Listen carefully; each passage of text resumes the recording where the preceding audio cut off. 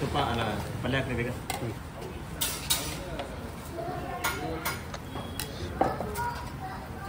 Hi hello ನಮಸ್ಕಾರ, ಎಲ್ಲರೂ ಹೇಗಿದ್ದೀರಾ? ಚೆನ್ನಾಗಿದ್ದೀರಾ ಅಂದ್ಕೊಂಡಿದ್ದೀನಿ. ನಾನು ಕೂಡ ಸೂಪರ್ ಆಗಿದ್ದೀನಿ. ನಾನಿವತ್ತು ಶಿವಮೊಗ್ಗದಲ್ಲಿ ಗೋಪಾಲ್ ಗೌಡ ಬಸ್ ನಿಲ್ದಾಣ. ಸೊ ಇಲ್ಲಿ ಒಂದು ಬಸ್ಸಿಗೆ ಕಾಯ್ತಾ ಇದ್ದೀನಿ.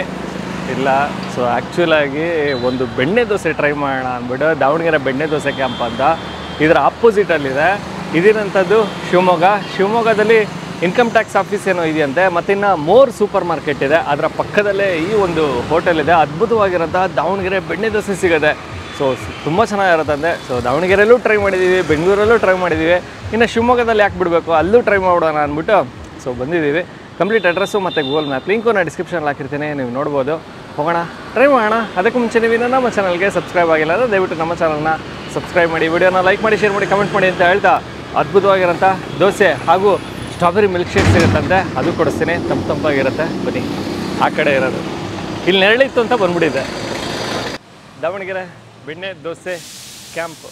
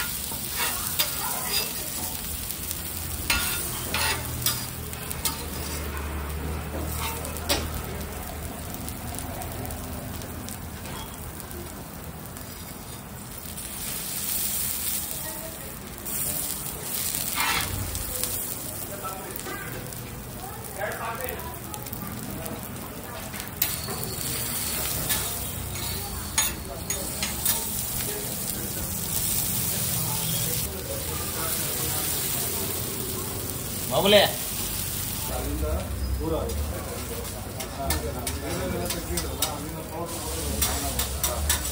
ಸರ್. ನಮಸ್ತೆ. ನಮಸ್ತೆ ಸರ್. ಸರ್ ತಮ್ಮ ಹೆಸರು? ಸರ್ ನವೀನ್ ಕುಮಾರ್ ಅಂತ. ನವೀನ್ ಕುಮಾರ್ ಅವರು ದಾವಣಗೆರೆ ಬೆಣ್ಣೆ ದೋಸೆ ಕ್ಯಾಂಪ್. ಸೊ ಯಾವಾಗಿಂದ ಶುರುವಾಗಿದ್ದು?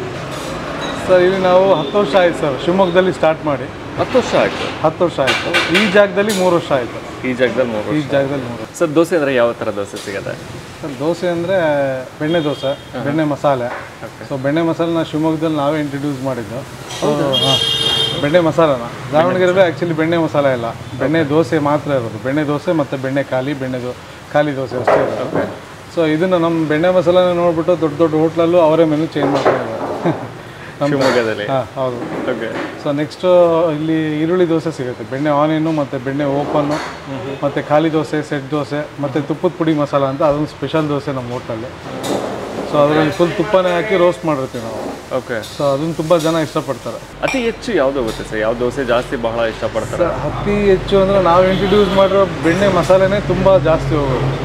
ದಿವಸಕ್ಕೆ ಒಂದು 400ರಿಂದ 450 ದೋಸೆ ಹೋಗುತ್ತೆ. ಬೆಣ್ಣೆ ಮತ್ತು ತುಪ್ಪನ ನಾವು ಹೊರಗಡೆಯಿಂದ ಎಲ್ಲೂ ತರ್ತಾ ಇಲ್ಲ. ಯಾಕೆ ಅಂತಂದರೆ ಈಗ ಬೆಣ್ಣೆ ಸಿಗೋದು ತುಂಬ ಕಷ್ಟ ಆಗಿದೆ, ಯಾವ ಕ್ವಾಲಿಟಿ ಇರುತ್ತೆ ಅಂತ. ಸೊ ನಾವು ಯೂಸ್ ಮಾಡೋದು ನಂದಿನಿ ತುಪ್ಪ ಮತ್ತು ನಂದಿನಿ ಬೆಣ್ಣೆನೇ.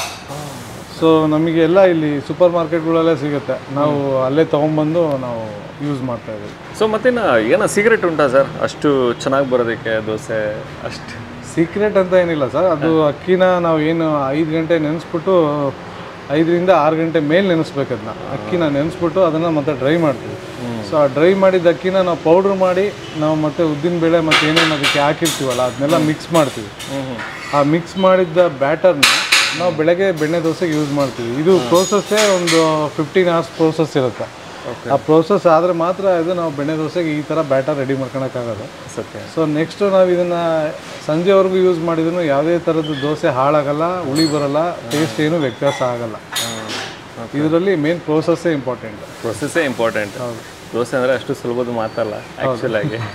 ಟೈಮಿಂಗ್ಸ್ ಏನಿದೆ ಸರ್? ಸರ್ ಟೈಮಿಂಗ್ಸ್ ನಮ್ಮ ಹೋಟ್ಲದ್ದು ಬಂದು ಬೆಳಗ್ಗೆ 7:30 ಮಧ್ಯಾಹ್ನ 12:30 ಸೊ ಮತ್ತು ಈವ್ನಿಂಗ್ 4:30 9:30 ರಾತ್ರಿವರೆಗೂ ಸರ್. ರಾತ್ರಿವರೆಗೂ. ಮತ್ತಿನ್ನು ಹೋಟೆಲಿಗೆ ಬರಬೇಕು ಅಂದರೆ ಶಿವಮೊಗ್ಗದಲ್ಲಿ ಸೊ ಯಾವ ಏರಿಯಾ ಮತ್ತು ನಿಯರ್ ಬೈ ಲೊಕೇಶನ್ ಏನಿದೆ? ಸರ್ ನಿಯರ್ ಬೈ ಲೊಕೇಶನ್ ಶಿವಮೊಗ್ಗದಲ್ಲಿ ನಮ್ಮ ಹೋಟ್ಲ್ ಇರೋದು ಈಗ ಗೋಪಾಲಗೌಡ ಬಡಾವಣೆ 100 feet ರೋಡಲ್ಲಿ. ಸೊ ಇಲ್ಲಿ ನಿಯರ್ ಬೈ ನಮಗೆ ಸೂಪರ್ ಮಾರ್ಕೆಟ್ ಪಕ್ಕದಲ್ಲೇ ಇದೆ. ಇದು ದಾವಣಗೆರೆ ಬೆಣ್ಣೆ ದೋಸೆ ಕ್ಯಾಂಪ್ ಅಂತಂದರೆ ಇದೇ ಒಂದು ಲ್ಯಾಂಡ್ ಮಾರ್ಕ್ ಆಗಿದೆ ಸದ್ಯ ಈಗ. Thank you sir. Thank you.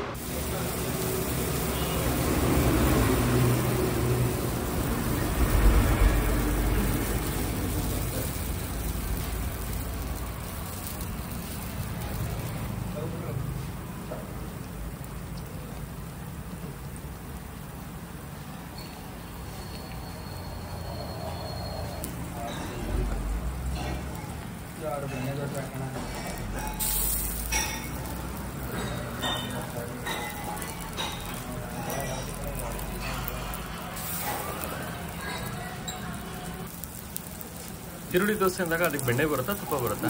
ತುಪ್ಪನೇ ಬರೋದು ಆ್ಯಕ್ಚುಲಿ ಎರಡು ಜೊತೆಗೆ ಇತ್ತಲ್ಲ, ಮತ್ತೆ ಬೆಣ್ಣೆ ತುಪ್ಪ ಹಾಕೋದು ಬೆಣ್ಣೆ ಹಾಕೋದು. ಹೌದಾ? Okay sir.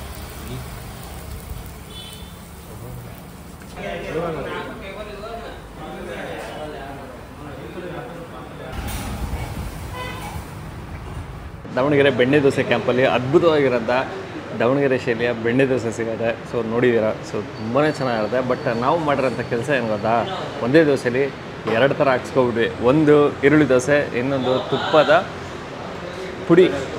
ಪುಡಿ ದೋಸೆ. ನೋಡಿ ಒಂದ್ಸತಿ ಹೆಂಗಿದೆ ಅಂತ, ಅದ್ಭುತವಾಗಿ ಕಾಣಿಸ್ತಿದೆ. ಈ ಕಡೆ ತುಪ್ಪ ಪುಡಿ ಇದೆ ಮತ್ತು ಈ ಕಡೆ ಈರುಳ್ಳಿ ದೋಸೆ ಇದೆ. ಈರುಳ್ಳಿ ದೋಸೆ ಅಂದಾಗ ಬೆಣ್ಣೆ ಬಳಸ್ತಾರೆ, ಬಟ್ ಆ್ಯಕ್ಚುಲಾಗಿ ಇದಕ್ಕೆ ತುಪ್ಪ ಹಾಕ್ಬೇಕಲ್ಲ, ಮತ್ತು ಇದಕ್ಕೇನು ಬೆಣ್ಣೆ ಹಾಕೋದು ಅಂದ್ಬಿಟ್ಟು ಅದಕ್ಕೂ ಕೂಡ ತುಪ್ಪವನ್ನೇ ಬಳಸಿದ್ದಾರೆ. ಚೆನ್ನಾಗಿ ಕಾಣಿಸ್ತದಲ್ಲ, ಬೆಂಕಿ ಮಾತ್ರ ಸಕ್ಕದಾಗಿದೆ. ಇದ್ರ ಮೇಲೆ ಚಟ್ನಿ ಹಾಗೂ ಪಲ್ಯ ಬರುತ್ತೆ. ನಾವು ಹಾಕಿಸ್ಲಿಲ್ಲ, ಯಾಕಂದರೆ ನೋಡೋದಕ್ಕೆ ಫಸ್ಟು ಚೆನ್ನಾಗಿ ಕಾಣಲಿ, ಆಮೇಲಿಂದ ಚಟ್ನಿ ಮತ್ತು ಹಾಕ್ಕೊಳ್ಳೋಣ ಅಂದ್ಬಿಟ್ಟು ಹಾಗೆ ಬಿಟ್ವಿ. ಈಗ ಚಟ್ನಿ ಅವಶ್ಯಕತೆ ಇಲ್ಲ, ಯಾಕಂದರೆ ಪುಡಿ ಇದೆ. ಪುಡಿ ಹಾಗೂ ತುಪ್ಪ ಗುರು ಏನು ಗರಿಗರಿಯಾಗಿ ಬರುತ್ತಿದ್ದು. ಅಬ್ಬು ನೋಡಿ ಹೆಂಗಿದೆ. ತುಪ್ಪ ಅಂತೂ ಯಥೇಚ್ಛವಾಗಿ ಬಳಸ್ತಾರ, ಹಂಗೆ ಜಿನ್ಗುತ್ತೆ. ಇಷ್ಟು ತುಪ್ಪವೇ. ತುಪ್ಪದ ಪುಡಿ ದೋಸೆ.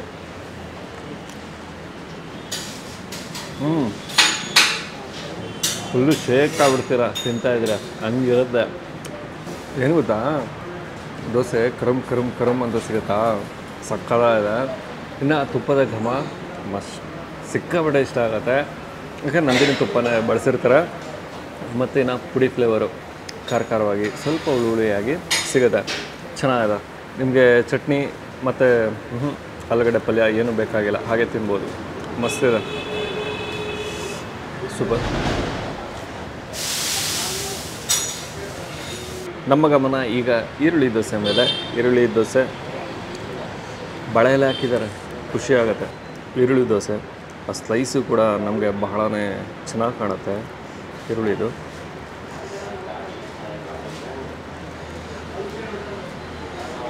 ಈರುಳ್ಳಿ ಚಟ್ನಿ ಹಾಕ್ಕೊಂಡಿಲ್ಲ, ಈಗ ಚಟ್ನಿ ಹಾಕಿಕೊಳ್ಳುವ ಸಮಯ ಬಂದಿದೆ. ಮತ್ತು ಚಟ್ನಿ ಆಲೂಗಡ್ಡೆ ಪಲ್ಯ ಈ ರೀತಿ ಚಿಕ್ಕ ಪುಟಾಣಿ ಬಕೆಟಲ್ಲಿ ಇಟ್ಬಿಟ್ಟಿರ್ತಾರೆ. ಸೊ ಹಾಕೋಬೋದು ನೀವೇನೆ. ಸೊ ಚಟ್ನಿ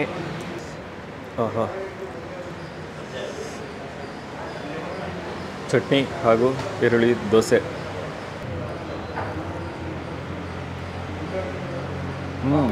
ಈರುಳ್ಳಿ ದೋಸೆ ಮಸ್ತಿದೆ.